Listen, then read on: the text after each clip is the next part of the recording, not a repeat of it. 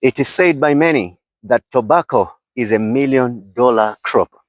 And true to that word, those that have farmed it have testified to that very reality. Today in this video, we're going to look at tobacco production. I have visited a farmer. Join me as we go through the details on how he goes about his tobacco production, his challenges, his successes, and of course, the general management of a good tobacco crop.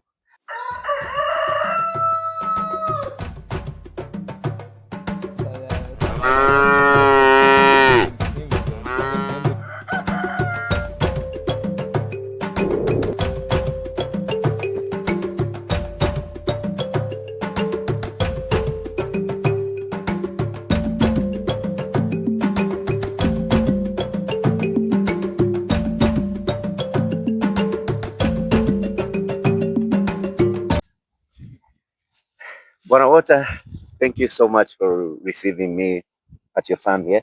I can see you're doing massive things here. No, thank you. Thank you for the visit.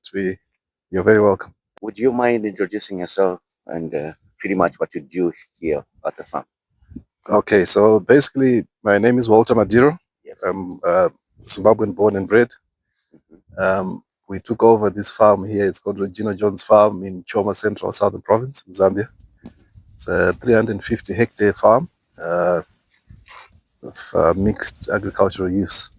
Oh, nice. Yeah, so currently we are in our second year of production, and our main crops here are tobacco. Yeah, and we're also doing a bit of maize grain. Is a maize, what is it for? We actually are contracted to the FRA. Oh, really? Yeah, which is the government food reserve agency. Oh, okay. Yeah. That's good. And I can see we have got a fresh crop here. Yes. A good crop here. So how many hectares do we have here? So this year, 2024-25 season, we've done 30 hectares of fluke-cured Virginia tobacco. Oh, that's massive. It is a big step up from our last year crop, which was a 20 hectare crop. Oh. So we've increased the hectares by 10 hectares. What necessitated the increase? That is the plan. Ultimately, we are looking at climbing to 60 hectares annually. The barn capacity we have here can handle that kind of tonnage. So that's our aim. So we'll gradually increase to that. Oh. So 25-26 season is targeted at 60 hectares. Oh, wonderful. So, Bonawata, thank you for that background. So, I understand that tobacco needs a lot of attention and a lot of management when it comes to pest control, when it comes to disease control, but it all starts with the right seed, or it all starts with the right seedling. Just run us step by step how you come about the seedling. Do you plant yourself or do you order the seedlings? How do you do it? We here plant our own seeds. We do our own seedlings. Okay. We are working with the Zimbabwean varieties from Kutsaga. So this year we've planted a variety called the KRK 26R. Okay. And we've also planted the KRK 66R, which is this one that we're standing in front of. Ah, okay. Yeah. What is the major difference between these two? Why specifically? The 66R is conducive to second year soils. So if you had planted tobacco previously, it's more suited for that. The 26 is obviously more suited for first time soils. But ultimately marketing is what you're looking at, and they all color lemon, which is what the market is looking for. So once that is done, you are doing it yourself. Is it that it's cheaper to do it yourself, or it's not cheap, but you want to make sure that the seedling that you are bringing up is good? Absolutely. Yeah. Absolutely. I think you need to be in control of the whole process. Yeah. I know that at a smaller scale,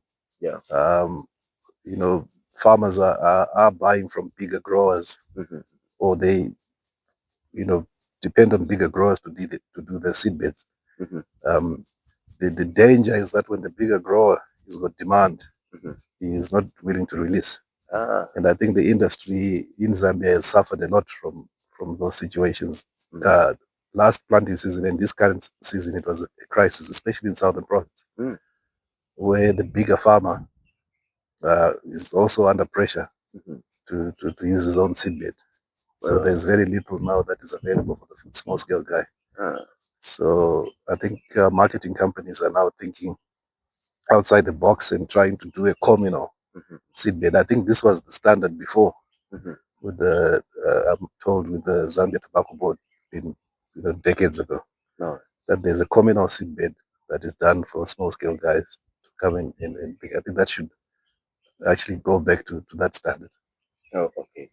Well, I mean, the information that is coming is very important, especially at that early stage. So we're looking at the right seedling, Right. And then now from the seedbed and the moment of now transplanting, how do we know that the seed is now ripe for transplanting? Okay, so your seedling should be at least pencil size. Oh, okay. You know, out of the seedbed. So, and you should be able to roll it, and it won't break. Yeah. So if you roll it like that and it doesn't break, then it's ready for transplant. Because there's a term called hardening. Yes. Like, how do you go about the hardening, and what is the benefit of hardening the seedling? Okay. So the hardening process is basically you starve the seedbed of any water, like 7 to 10 days prior to planting.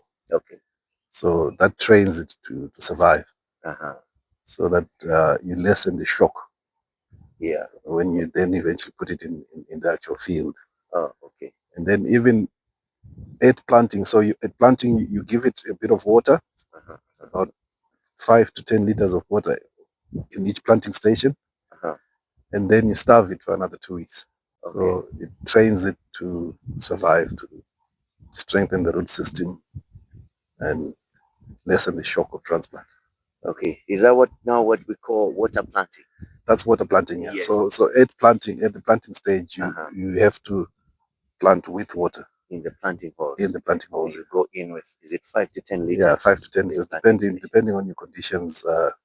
Whether you prepared your land early, what moisture you have, and so on. Oh, okay. Because I understand most small-scale farmers would wait for the rains, yes, effective rains, and I think, is it in Zimbabwe where they say, is it Simadinda type of planting, where you plant and you're just waiting for the effective rains? Yes. Yeah, but on your end, on the commercial side, you pretty much plant early. Yes. What are the best months here in Zambia to pretty much set up your seed beds, or you do your sowing of seeds up to transplanting? Seed beds should be June, July for most farmers. Yeah. But there's a thinking now that planting should be done earlier, around September. But Zimbabwe does plant in September. Zambia has always been a month behind. Typically plant in October. Oh, okay. Yeah, but the thinking now is the earlier you plant, the better. The reason being, you have less pests, and the crop requires a lot of sunshine. In fact, the whole tobacco plant requires a certain amount of sunshine to perform optimally. Yeah. So the earlier one plants, the more sun exposure it gets, your quality is better. Wow. Yeah. Well, I can see the reasoning behind that. So September, October, you have more daylight hours. Yeah. And this crop depends on daylight hours. It needs a lot of sunshine. Oh, wow. So just to get to the transplanting phase now, right at planting, there's what we call soil treatment. Yes. Yeah. Just take us through the kind of insecticides that one should use. Maybe not the brand, but pretty much what a farmer should be using to treat the soil. Against what exactly? Right at transplanting. Right. So the two main culprits at that stage of the tobacco is cutworm and termites. So Those are the two chemicals that you put in the planting station, especially for termites and cutworm. Okay. At that point, it can just go in as a drench. It can go in as a drench. As a drench, yeah. And that should be sorted. Is there a later on application, or that should just do it for the entire crop cycle? Yeah, so I think you insecticide you have to keep coming back in cycle. Yeah. Just and to vary the type of insecticide that you're using as well also helps. Okay. But obviously for the termites, it's advisable to put it maybe a few days before planting. Okay. In an empty hole, so that you take care of the termites, and then your cutworm you can put it on planting day. Okay. That's good. And then finally the crop is in the field, it's happy. What are we now at that stage looking at? Are we just observing? Yes. So you really need to scout, I think, every other day, because now your next enemy is called a budworm. A budworm. Yes. So as the buds are shooting out, there's a very stubborn worm that comes to eat at the leaf. So that's your next thing that you have to look out for. And you have to either physically pull them out, which is also a good method, but obviously labor consuming. Alternatively, you go in with an insecticide. While managing pests, insect pests, there's also another issue, and one that is quite notorious is the mosaic virus. Yes. How can we manage that? How have you been able to get around that? The mosaic is a very, very tricky thing to deal with. Yeah. But sometimes you find that just using traditional methods, some people advocate for milk. Okay. Yeah, cow's milk. You can spray cow's milk on the crop. I have not done that, so I don't know if it works. Yeah. But you can also just manage it chemically as well. Try and put in your magnesium sulfates just to help the plant along to fight the virus. But unfortunately, that thing is a very tough thing to fight. Oh yeah. Speaking of the mosaic virus, sometimes it may tend to come with the seedling itself at that level. It does come from the seedbed. Yeah. So you have to watch your seedbeds that they don't have the striations on the leaf. Yeah. Because once it gets into the field, it's nearly impossible. The seasons are pretty much different now. You know how it was last season. I think we had struggled with rains. Yes. How are you managing that? I mean, what's the thought behind that? Is it by faith? No, not really. We were able to irrigate our early crop. Oh, okay. So our first 12 hectares were under irrigation, and then the rest we put it under dryland farming. But we've been fortunate this year. I mean, you can look at this crop. This is a very late planted crop. We planted this in December. But you can see the performance. Yeah. It actually looks like an irrigated crop. Oh, awesome. Yeah. Ultimately, with tobacco, it's about the leaf. Yeah. What sort of leaf are we looking for when we are growing tobacco? In terms of size, that is. So tobacco, you can see our leaf size. This is pretty good. Yeah. Different size leaves on the plant. Oh, okay. Yes, and so you start with the primes, the leaf, the cutters. They all have different shapes and sizes. Okay. On the leaf. Okay. So they're all important. So that's why when as a farmer, you decide whether to what we call topping, where you top the plant. Like in this instance, we've topped at 18 leaves. 18. Yes. So topping is pretty much cutting. Yeah. Stopping the plant from growing. Okay. Yeah. Then you apply what's called a saccharide on top to stop any further growth. Okay. There's so many things to consider. Okay.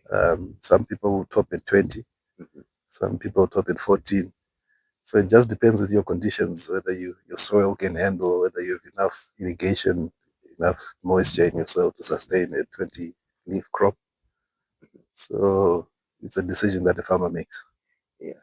And I understand the good performance of a crop or leaf size, in a sense, has to do with proper fertilization. Absolutely. Yeah. So just take us through the base or dressing and the top dressing. What are you using, the hectare, and pretty much that information. So it also depends on the farmer. Yeah. And the farmer's financial capacity. Yeah. So your base or dressing is basically compound B. Compound B. And then we're using CAN, calcium ammonium nitrate is the top dressing. Oh, okay. Yeah. How accessible are these? They're fairly accessible, but the price is, is a little bit higher than your standard normal fertilizers, your urea. Oh, I see that. Yeah. Finally, the crop is ready for reaping. What are we looking out for? How do we know that this is the best time to actually now reap the primings? What are we looking for on the leaf? So it turns a pale yellow. Okay. That should be your indicator to reap. But also you can do what's called a closet test, where you pluck a few leaves and put them in a dark closet for 48 hours. If they turn yellow, then they are ready for reaping. Yeah, because I understand curing a leaf that has not matured, it stays green. Yeah, it stays green and becomes pretty much a headache for a farmer. Oh, pretty much a loss. Any challenges you faced last year that were serious, aside from the water, of course, that you have really improved on this year? Yeah, it was mainly just water. Water, eh? I saw that your dam there. Yes. Has some water, but it could be better. Yeah, it's actually not a dam. Okay. Yeah, it's a weir. Yeah. So the government apparently is upgrading weirs. You can apply for an upgrade of a weir to a mini dam. Or if they assess that your catchment area is good enough, they can actually upgrade it to a dam. Oh, okay. So we're in that process. We've engaged them.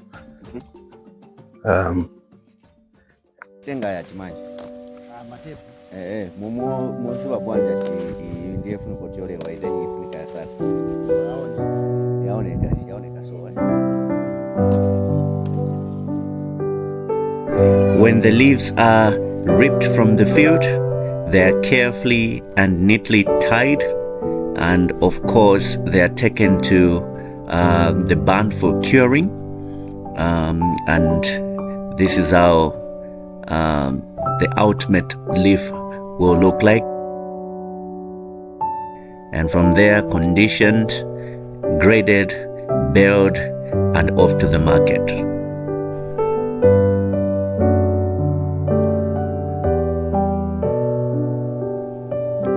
Look out for a more detailed video on the curing process. Thank you for watching. If you have got questions, you can easily put those questions in the comment section, and we will pick it up from there.